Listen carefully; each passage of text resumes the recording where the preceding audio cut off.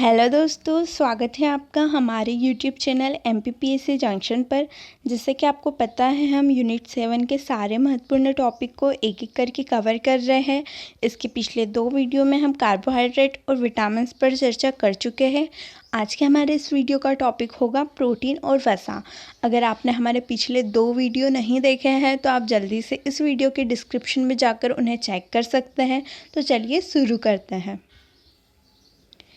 जैसा कि आपको पता है, हम सबसे पहले जंतुओं में पोषण किसे कहते हैं और उसका वर्गीकरण कितने भागों में किया गया है, इसकी बात करते हैं। आप अगर हमारे पिछले 2 वीडियो कंटिन्यू देख रहे हैं तो ये चीज़ आपको याद हो गई होगी। आप इसको हमारे साथ रिवाइज कर सकते हैं। जंतुओं में पोषण जीव को वृद्धि, विकास और समस्त जैविक क्रियाओं के सुचारू रूप से संचालन करने के लिए आवश्यक सभी पदार्थों के ग्रहण को क्या कहा जाता है? पोषण कहा जाता है। पोषक पदार्थों का वर्गीकरण हमने 3 भागों में किया है। सबसे पहले है शरीर को ऊर्जा प्रदान करने वाले खाद्य पदार्थ। इसके अंतर्गत कार्बोहाइड्रेट और वसा को रखा गया है। दूसरे नंबर पर आते हैं शरीर का निर्माण, वृद्धि, विकास करने वाले खाद्य पदार्थ, जिसमें प्रोटीन्स आते हैं, और उपापचय क्रियाओं पर नियंत्रण करने वाले खाद्य पदार्थ। इसके अंतर्गत विटामिन्स और खनिज लवण को रखा गया है। आज के हमारे वीडियो में हम वसा और प्रोटीन की बात करेंगे। तो चलिए दोस्तों, शुरू करते हैं सबसे पहले प्रोटीन से। प्रोटीन शब्द का सर्वप्रथम प्रयोग किसने किया था? जे बर्जीलियस ने किया था। और आपको अगर याद हो कि विटामिन शब्द का प्रयोग सबसे पहले किसने किया था, तो आप उसका आंसर कमेंट बॉक्स में कमेंट करके ज़रूर बताइएगा। प्रोटीन एक जटिल कार्बनिक यौगिक है जो कार्बन, हाइड्रोजन, ऑक्सीजन और नाइट्रोजन आदि तत्व से मिलकर बना होता है।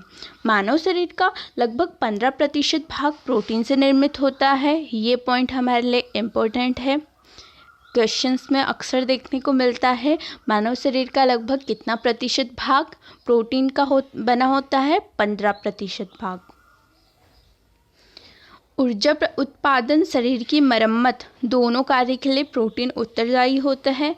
शरीर में लगभग 20 प्रकार के प्रोटीन की आवश्यकता होती है, जिसमें से 10 का संश्लेषण शरीर स्वयं कर लेता है और बाकी 10 भोजन द्वारा प्राप्त होते हैं। सोयाबीन और मूंगफली में प्रचुर मात्रा में प्रोटीन मिलता है और एक कार्यशील महिला को प्रतिदिन 45 ग्राम प्रोटीन लेना चाहिए। ये क्वेश्चन भी ऑब्जेक्टिव में आता है। अब हम देखेंगे कि प्रोटीन का निर्माण शरीर में होता कैसे है और साथ ही प्रोटीन क्या क्या कार्य करते हैं। तो प्रोटीन का निर्माण एक आनुवांशिक रूपरेखा के अनुसार कोशिका के DNA में होता है। कहाँ होता है? कोशिका के DNA में होता है। और एक आनुवांशिक रूपरेखा के अनुसार प्रोटीन अमीनो एसिड से मिलकर बनता है और सारे अमीनो एसिड एक निश्चित बंध द्वारा जुड़ते हैं। कौन से बंध द्वारा? पेप्टाइड बंध द्वारा। 3 पॉइंट है। आनुवांशिक रूपरेखा के अनुसार कोशिका के DNA में होता है। प्रोटीन एमिनो एसिड से मिलकर बनी संरचना है और कई एमिनो एसिड इकाइयाँ पेप्टाइड बंध द्वारा जुड़कर प्रोटीन का निर्माण करती है। अब प्रोटीन हमारे लिए क्या क्या कार्य करता है? ये कोशिकाओं के जीवद्रव्य ऊतकों के निर्माण में भाग लेता है। शरीर की शारीरिक वृद्धि के लिए आवश्यक है। इसकी कमी से हमारा शारीरिक विकास रुक जाता है। बच्चों में प्रोटीन की कमी से क्वाशीरओरकर और मरासमस नामक रोग होता है। ये क्वेश्चन भी आता है। कौन कौन से रोग प्रोटीन की कमी से होता है बच्चों में? क्वाशीरओरकर और मरासमस। आवश्यकता पड़ने पर शरीर को ऊर्जा प्रदान का कार्य भी कौन करता है? प्रोटीन करता है।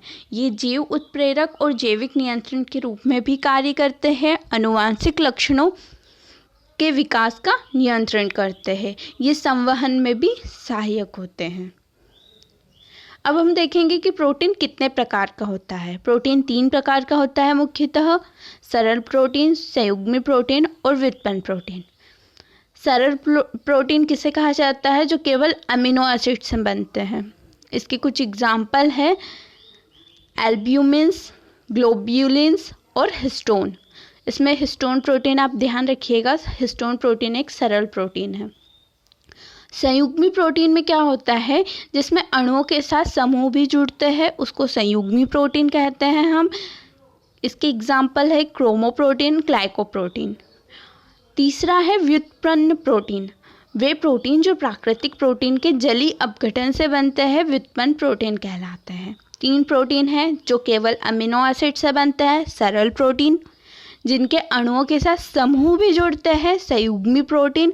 और जो प्रोटीन प्राकृतिक प्रोटीन के जलीय अपघटन से बनते हैं वो व्युत्पन्न प्रोटीन कहलाते हैं। आगे बढ़ते हैं। अब हम देखेंगे कौन कौन से पदार्थों में कौन कौन से प्रोटीन पाए जाते हैं। सबसे पहला है रक्त। रक्त में ग्लोब्यूलिन प्रोटीन पाया जाता है। अंडे में एल्ब्यूमिन प्रोटीन पाया जाता है। हीमोग्लोबिन थोड़ा सा इम्पोर्टेंट है, इसमें ग्लोबिन प्रोटीन पाया जाता है। पेशियों में एक्टिन और मायोसिन प्रोटीन होता है। अनाज में ग्लूटामिल्स ग्लूटीन प्रोटीन होता है। ये भी हमारे लिए थोड़ा सा इम्पोर्टेंट है क्योंकि कृषि वाले पोर्शन में ये हमको फैक्ट देखने को मिलता है। दालों में पोलेमिन्स प्रोटीन। और बाल और नाखूनों में कौन सा प्रोटीन पाया जाता है, केराटिन प्रोटीन। दूध का सफ़ेद रंग कौन से प्रोटीन के कारण होता है, केसिन के कारण। और दूध का पीला रंग कौन से प्रोटीन के कारण होता है, कैरोटीन हाइड्रोकार्बन प्रोटीन के कारण। दोस्तों गाय का दूध थोड़ा सा पीला कलर का होता है, वो इसी प्रोटीन के कारण होता है। आगे बढ़ते हैं। अब हम देखेंगे वसा को। प्रोटीन की चर्चा हमने कर ली है। वसा शरीर को ऊर्जा प्रदान करने वाला खाद्य पदार्थ है। इसके अलावा कार्बोहाइड्रेट भी शरीर को ऊर्जा प्रदान करता है। और प्रोटीन शरीर का वृद्धि और विकास का कार्य करता है। एक वयस्क व्यक्ति को 20 से 30% ऊर्जा वसा से प्राप्त होती है। ये वसा जो होती है कार्बनिक यौगिक है। कार्बन, हाइड्रोजन और ऑक्सीजन विभिन्न मात्राओं में इसमें उपस्थित होता है। कार्बोहाइड्रेट की तुलना में इसमें ऑक्सीजन की मात्रा कम होती है। अब दोस्तों जब ऑक्सीजन की मात्रा कम होगी तो इसका ऑक्सीकरण भी धीरे धीरे होगा, अर्थात इसको पाचन यानी पचाने में ज़्यादा समय लगता है।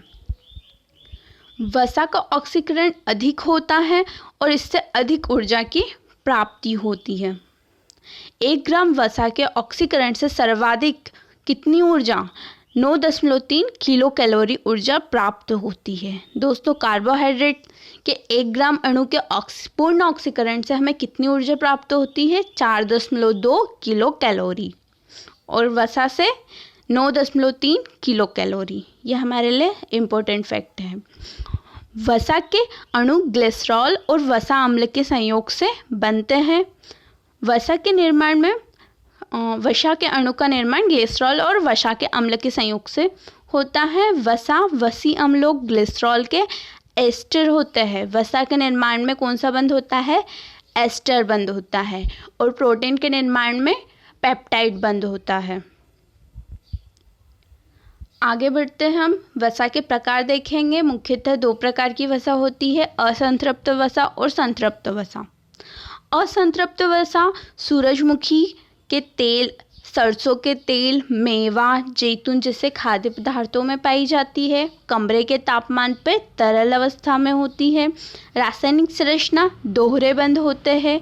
असंतृप्त वसा हृदय के लिए स्वास्थ्यकर वसा है, मतलब अपने हार्ट के लिए अच्छी होती है। इसमें एलडीएल कोलेस्ट्रॉल को कम करने की क्षमता होती है और उच्च घनत्व पर लाइपोप्रोटीन एलडीएल कोलेस्ट्रॉल, अच्छा कोलेस्ट्रॉल जो होता है उसके स्तर को क्या करती है, बढ़ाती है। कुल मिलाकर असंतृप्त वसा के स्रोत कौन कौन से हैं, सूरजमुखी, सरसों के तेल, मेवा, जैतून आदि खाद्य पदार्थ। कमरे के तापमान पर तरल अवस्था में होती है। रासायनिक बंध दोहरा होता है। साथ ही हृदय के लिए स्वास्थ्यकर होती है। अब हम देखेंगे संतृप्त वसा किसे कहा जाता है, जो हमें पशु उत्पादों और प्रसंस्कृत खाद्य पदार्थों से मिलती है, जैसे कि मांस, डेयरी उत्पाद, चिप्स, पेस्ट्रियों में। संतृप्त वसा का रासायनिक संरचना पूरी तरह से हाइड्रोजन परमाणुओं के साथ संतृप्त होती है और उसके कार्बन परमाणुओं के बीच दोहरा बंधन नहीं पाया जाता है। असंतृप्त वसा में दोहरा बंधन पाया जाता है और संतृप्त वसा में दोहरा बंधन नहीं पाया जाता है।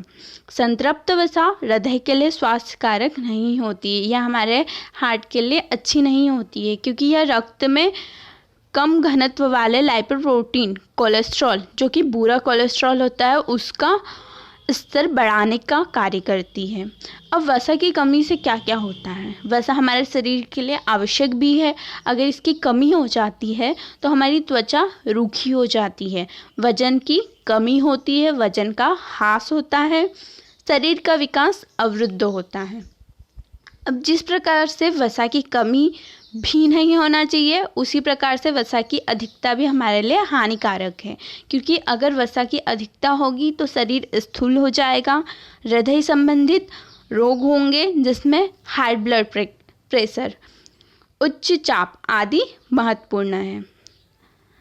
तो दोस्तों अब हम देखेंगे वसा हमारे लिए क्या क्या कार्य करती है।